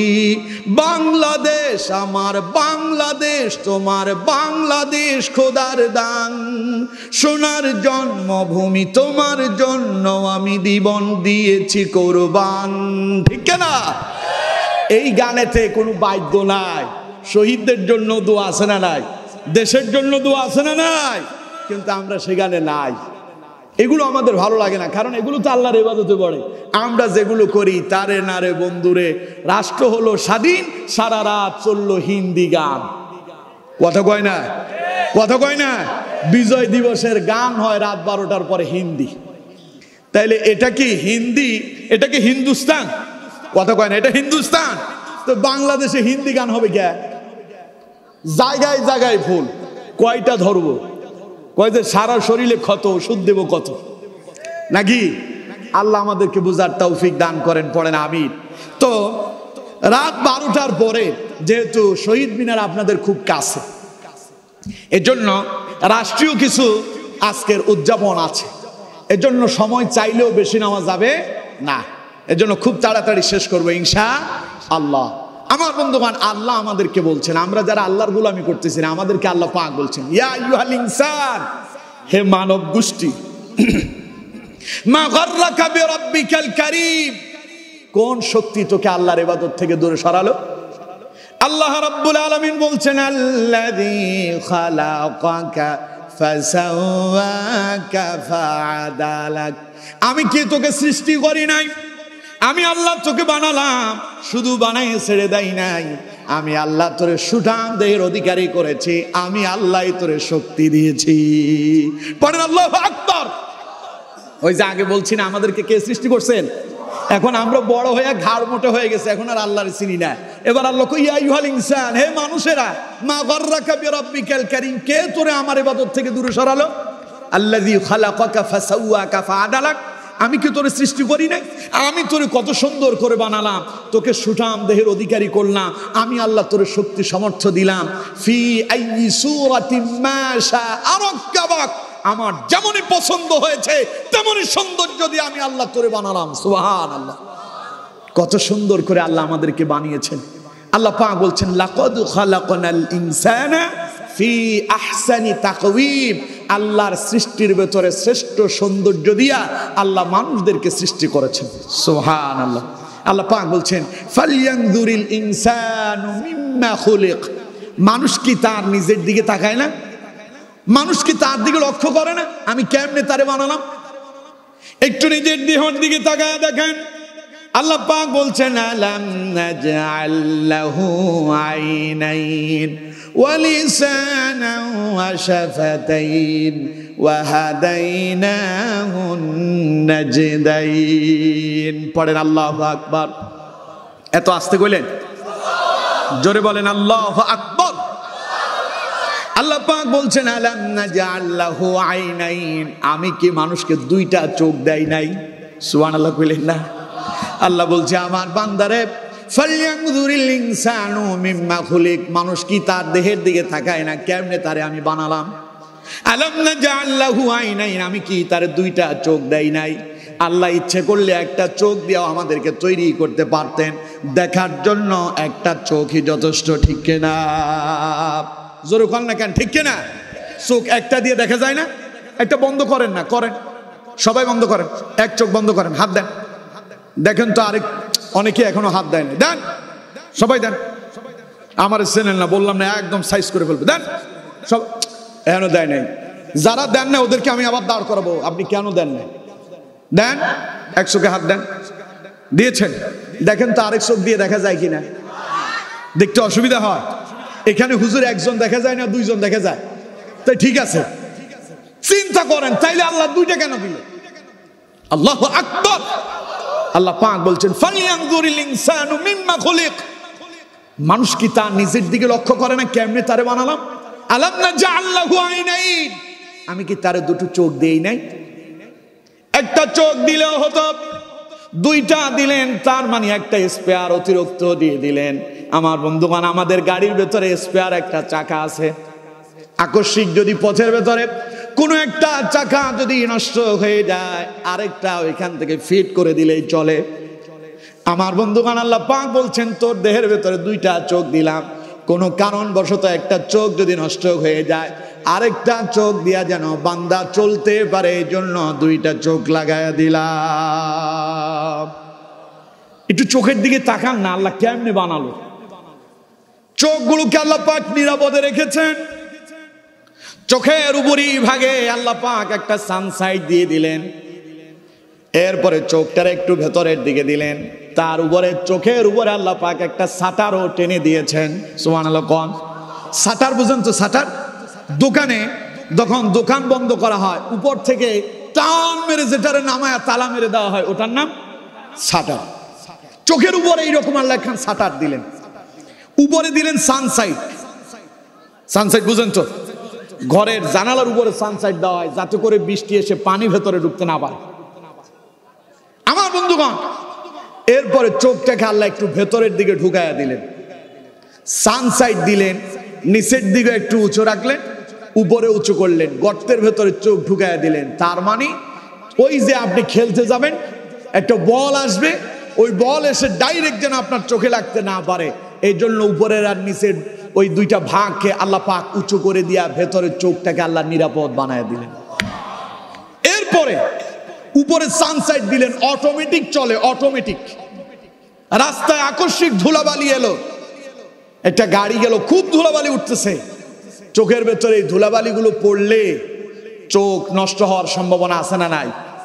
কিন্তু মুহূর্তের ভেতরে আপনার এই চোখ অটোমেটিক সাটার মেরে দেয়, ধুলাবালি আসে চোখের ভেতরে ঢুকে না। এত সুন্দর করে চোখটারে যিনি যত্ন করে দিয়েছেন তিনি কে? আরো জোরে বলেন কে? আল্লাহ কয় আলাম নাজআল লাহু আইনাইন, আমি কি তোর দুইটা চোখ দেই নাই? আমার এই দুইটা চোখ দিয়ে তামাম পৃথিবী দেখলি, অথচ আমি আল্লাহর গোলামি করলি না? ওয়া লিসানান ওয়া শাফাতাইন। আল্লাহ রাব্বুল আলামিন বলছেন আমি ওনাকে সময় দিয়ে দিব, খুব তাড়াতাড়ি আমি শেষ করতেছি। প্রধান অতিথি কই? আপনি খুব তাড়াতাড়ি শেষ করে দেব। কি নাম যেন ভাই? রেদওয়ানুল বারী জীবন ভাই এসেছেন, তিনি বসে আছেন। জি ইনশাআল্লাহ, ইনশাআল্লাহ ভাইকে আমি ছেড়ে দেবো খুব তাড়াতাড়ি, আমার তো হাতে সময় কম। ওই যে বললাম না আরেকটা প্রোগ্রাম আছে এখানে, এর জন্য বেশি সময় নিচ্ছে না। আমার বন্ধুগণ, আল্লাহ পাক তারপরে আয়াতে বলছেন ওয়া লিসানান ওয়া শাফাতাইন। মানুষ নিজের দিকে একটু তাকায় দেখ, আমি তোর দুটো ঠোঁট দিলাম, ভেতরে একটা জিহ্বা দিলাম। এই দুইটা ঠোঁট যদি না থাকতো, সারা জীবন ভর চেষ্টা করলেও কথা বলতে পারতাম না। ঠিক কিনা? কথা কয় না ঠিক কিনা? কারণ কথা বলতে এই ঠোঁট নাড়াচাড়া করতে হয়। জিহ্বা যদি না থাকতো, না কথা বলতে পারতেন, না খাবারের স্বাদ পেতেন। কথা কন না কেন? আল্লাহ পাক বলছেন আমার বান্দা একটু তোর জিহ্বার দিকে তাকা। এই জিহ্বাতে আল্লাহ পাক অসংখ্য অগণিত হাজার হাজার আল্লাহ পাক মেশিন ফিট করে দিয়েছেন। সুবহানাল্লাহ। কোন জিহ্বাতে আল্লাহ কি দেন নাই? চিনি আর লবণ, দুটো দেখতে একই রকম। চিনি মনে করে চায়ের ভিতরে দিয়ে দিলেন লবণ, এই লবণ দিয়া চাটা চিনি মনে করে দিয়ে যখন খাওয়া শুরু করবেন, জিহ্বার সঙ্গে লাগার সাথে সাথে জিহ্বা বলবে চায়ের ভিতরে চিনি নয়, চিনির পরিবর্তে লবণই দেওয়া হয়েছে। ঠিক কিনা? এই মেসেজ কে দেয়? জিহ্বা দিচ্ছে। সুবহানাল্লাহ কইলেন না? অথচ দুনিয়ার জ্বরের মেশিন, থার্মোমিটার দিয়া প্রেসার মাপা যাবে না, প্রেসারের মেশিন দিয়ে ডায়াবেটিস মাপা যাবে না, ডায়াবেটিসের মেশিন দিয়ে প্রেসার মাপা যাবে না। এক জিহ্বা দিয়া হাজার রকমের স্বাদ অনুভব করার জন্য এখানে যিনি মেশিন ফিট করে দিয়েছেন তিনি কে? চিল্লায় বলেন কে? আল্লাহ পাক বলছেন আমার বান্দা রসের গোল্লা, মিষ্টিতে কত জাত আছে, ক্ষীরমোহন, তারপরে চমচম। আপনাদের এখানকার ঐতিহ্যবাহী কি? এখানকার ঐতিহ্যবাহী মিষ্টি কি? ঐতিহ্যবাহী এখানে নাই।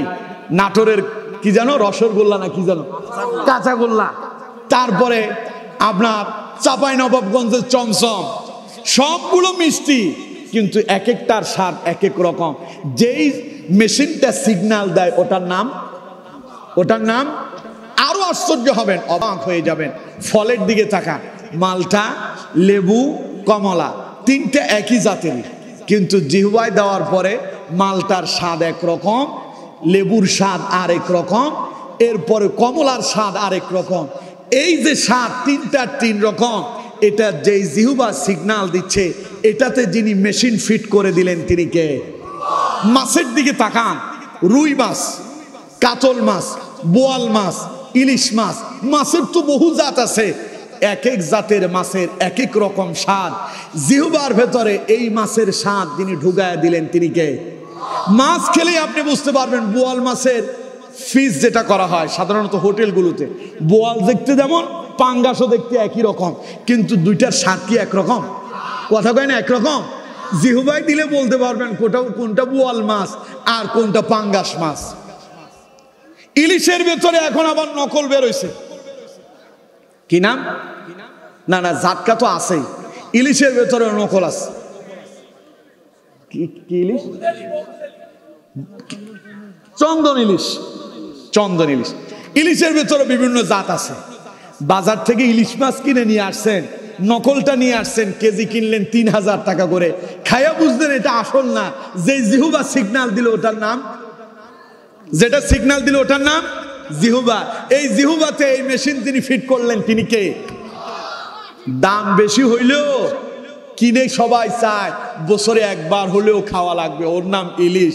এই যে জিহ্বাতে এই স্বাদ দিয়া ইলিশের প্রতি আপনার আকর্ষণ যিনি তৈরি করে দিলেন তিনি কে? আল্লাহ পাক বলছেন ওয়ালিসানাও ওয়া শাফাতাইন, আমার বান্দারে আমি তোর এই জিহ্বা দিয়া নানান রকমের খাবারের নানান স্বাদ উপভোগ করার জন্য আমি আল্লাহ তোকে এত সুন্দর করে বানালাম। সুবহানাল্লাহ। কিন্তু আমার বন্ধুগণ, এরপরে আল্লাহ রাব্বুল আলামিন বলছেন ওয়াহাদাইনাহুন নাজদাইন, এরপরে তোরে আমি দুইটা পথ দেখালাম, একটা হলো জান্নাতের পথ, একটা জাহান্নামের পথ। তুই যদি আমি আল্লাহর দেখানো, আমার নবীর দেখানো পথের উপরে পরিচালনা করো জীবনটাকে, ইহদিনাস সিরাতাল মুস্তাকিম, জীবনটাকে যদি সিরাতাল মুস্তাকিমের পথে পরিচালিত করতে পারো, ডাইরেক্ট আল্লাহর জান্নাতের মেহমান হয়ে যাবে, ঠিক না? আর যদি জীবনটাকে যদি আল্লাহর পথে চালাতে না পারো, আল্লাহ পাক বলেন পথ দিলাম দুইটা, একটা জান্নাতের আরেকটা জাহান্নামের। যদি আল্লাহর গোলামি না করে তাগুতের যদি গোলামি করো, শয়তানের অনুসরণ করো, তাহলে আমার বান্দা শুনে রাখো, তোমার জন্য ভয়াবহ জাহান্নামের আযাব অপেক্ষা করছে। তাহলে গোলামি শয়তানের হবে না আল্লাহর হবে? আরো জোরে বলতে হবে, শয়তানের না আল্লাহর? শেষ কথা আমার বন্ধুগণ, আল্লাহ রাব্বুল আলামিন বলছেন যারা দুনিয়ায় আল্লাহর ইবাদত করবে না, আল্লাহর গোলামি করবে না, তাদের অবস্থা কেমন হবে? আল্লাহ পাক বলছেন ওয়ামান আ'রাদা আন যিকরি ফাইন্না লাহু মাঈশাতান দানকান ওয়া নাহশুরুহু ইয়াওমাল কিয়ামাতি আ'মা قال رب لم حشرتني أعمى وقد كنت بصيرا قال كذلك أتتك آياتنا فنسيتها وكذلك اليوم تنسى। কার কথা? কথা কয় না কার কথা? আল্লাহ বলছেন ওয়ামান আ'রাদা আন যিকরি, যারা আল্লাহর ইবাদত থেকে মুখ ফিরায় রাখে, ফাইন্না লাহু মাঈশাতান দানকা, আল্লাহ তার দুনিয়ার জীবনটার সংকীর্ণ করে দেবেন। অর্থাৎ তারে আল্লাহ পাক সব সময় বিপদ আর মুসিবতের ভিতরে নানানবিধ বিভিন্ন ধরনের আল্লাহ রাব্বুল আলামিন কাজে তারে ব্যস্ত করে দেবেন। ও আল্লাহর ইবাদত করতে পারবে না, কারণ সে আল্লাহর ইবাদত করতে চায় না, এই জন্য আল্লাহও তারে পথভ্রষ্ট করে দেবেন। ওয়া নাহশুরুহু ইয়াওমাল কিয়ামাতি আমা, কিয়ামতের দিন তারে আল্লাহ অন্ধ করে উঠাবেন। নাউজুবিল্লাহ বললেন না? এখন যারা নামাজ পড়েন না, যারা কোরআন পড়েন না, যারা সমাজ ব্যবস্থা কোরআন দিয়ে চালাতে চান না, যারা রাষ্ট্র ব্যবস্থা কোরআন দিয়ে চালাতে চান না, তারা আল্লাহর ইবাদতের বিপক্ষে অবস্থান নিচ্ছেন। আল্লাহ পাক বলছেন ওয়ানাহশুরুহু ইয়াউমাল কিয়ামাতি আমা, কিয়ামতের দিন আমি আল্লাহ তোরে অন্ধ করে উঠাবো। নাউজুবিল্লাহ বললেন না? উঠে আপনি কি বলবেন জানেন? আল্লাহ বলছেন কিয়ামতের দিন যখন অন্ধ করে উঠানো হবে, আল্লাহর ইবাদতের বিমুখ যারা ছিল, ইবাদতের বিরুদ্ধাচরণ যারা করলো, কিয়ামতের দিন তাদেরকে যখন অন্ধ করে ওঠানো হবে, তখন তারা বলবে ক্বালা রাব্বি লিমা হাশারতানি আ'মা ওয়া ক্বাদ কুনতু বাসীরা। ওরা বলবে আল্লাহ আজ কেন আমাদেরকে অন্ধ করে উঠানো হলো? আমরা তো অন্ধ ছিলাম না, দুনিয়া তো আমরা চোখে দেখতে পেতাম। তখন আল্লাহ রাব্বুল আলামিন বলবেন ক্বালা কাযালিকা আতাতকা আয়াতুনা ফানাসিতাহা ওয়া কাযালিকাল ইয়াউমা তুনসা। তোর অন্ধ করে উঠালাম এই জন্য, দুনিয়ায় তোর কাছে আমার কোরআন গিয়েছিল, আমার কোরআনের কথা তোরে শোনানো হয়েছিল, কোরআনের কথা শোনার পরেও দেখেও না দেখার ভান করে অন্যদিকে চলে গিয়েছিলি, আজান হয়েছিল মসজিদে না গিয়ে অন্যদিকে গিয়েছিলি, আমার কোরআনের দিকে তাকালি না, কোরআনের আলোচনা শুনলি না, গান শুনলি, সিনেমা শুনলি, দুনিয়ায় তুই আমার থেকে মুখ ফিরায় নিলি। আজ আমি আল্লাহ তোরে অন্ধ করে আমিও তোর থেকে আমার মুখটারে ফিরাইয়া নিলাম। বলেন নাউযুবিল্লাহ। কিয়ামতে অন্ধ হয়ে উঠতে চান? কারা কারা অন্ধ হয়ে উঠতে চান দেখি হাত তোলেন। হ্যাঁ, 2 জন পাওয়া গেছে, তাড়াতাড়ি নামায় ফেলছে, মানে আবেগে উঠায় ফেলছে। কিয়ামতে আমরা কেউ অন্ধ হয়ে উঠতে চাই না। আমরা কিয়ামতে সবাই কোথায় যেতে চাই? জান্নাতে। কোথায় যেতে চায়? জান্নাতে যাবেন তারা আল্লাহর ইবাদত করবেন যারা। শেষ হাদিস বলছি, নবী করিম সাল্লাল্লাহু আলাইহি সাল্লাম বলছেন, قال الله تعالى, হাদিসে কুরসি আল্লাহ বলছেন, আ'দাতু লিইবাদিয়াস সালিহিন, দুনিয়ায় যারা আল্লাহর ইবাদত করবে, সালিহিন যারা হবে, নেককার যারা হবে, মা লা আইনুন রাআত, এমন জান্নাত তাদেরকে দেওয়া হবে যা কোনো চোখ দেখে নাই, ওয়ালা উযুনুন সামিআত, এমন জান্নাত দেওয়া হবে কোনো কান জীবনে শুনে নাই, ওয়ালা খাতারা আলা কলবি বাশার, এমন জান্নাত দেওয়া হবে যে সম্পর্কে কোনো অন্তর কল্পনাই করতে পারে না। দুনিয়ায় কি দেবেন? ফালইয়াবুদু রাব্ব হাযাল বাইত, আল্লাহ বলছেন নবী আপনি বলে দেন দুনিয়ার মানুষ যেন বাইতুল্লাহর রবের ইবাদত করে, আল্লাযী আত'আমাহুম মিন জু' ওয়া আমানাহুম মিন খাউফ, তাহলে খিদা লাগলে খাবার দেব, ভয়ের সময় নিরাপত্তা দেব। সুবহানাল্লাহ বললেন না? আল্লাহর ইবাদত করেন, রিজিকের ব্যবস্থা যিনি করবেন তিনি কে? তবে খালি আপনি মসজিদে বসে জিকির করবেন, ব্যবসা বাণিজ্য করবেন না, ওইটা না। ব্যবসা বাণিজ্য, চাকরি বাকরি, কর্ম সব ইবাদত যদি আল্লাহ এবং তার রাসূলের পদ্ধতিতে হয়, যেটা আমি আগে বলেছি, ঠিক কিনা? এই কাজগুলো যদি করতে পারেন, আল্লাহ পাক বলছেন আল্লাযী আত'আমাহুম মিন জু', খিদা লাগলে খাবার দেব, ওয়া আমানাহুম মিন খাউফ, ভয়ের সময় নিরাপত্তা দেবেন। সুবহানাল্লাহ। কোন তাইলে আজকের আলোচনা থেকে কি শিখলাম? ইবাদত হবে কার? আরো জোরে বলেন। খালি মসজিদে চলবে? পরিবারে? পরিবারে কার ইবাদত? পরিবারে কার ইবাদত? সমাজে কার ইবাদত? রাষ্ট্রে কার? পারবেন সবাই? আল্লাহর ইবাদতের পক্ষে থাকতে রাজি আছেন? আল্লাহর ইবাদত করতে হলে যেমন মসজিদে যেমন কোরআন দিয়ে মসজিদ চালান, এ কোরআন দিয়ে রাষ্ট্র চালাতে হবে। পারবো তো ইনশাআল্লাহ? কোরআনের পক্ষে থাকতে পারবো তো? আল্লাহ আমাদের প্রত্যেককে কবুল করুন, বলুন আমিন। আরো জোরে বলেন আমিন।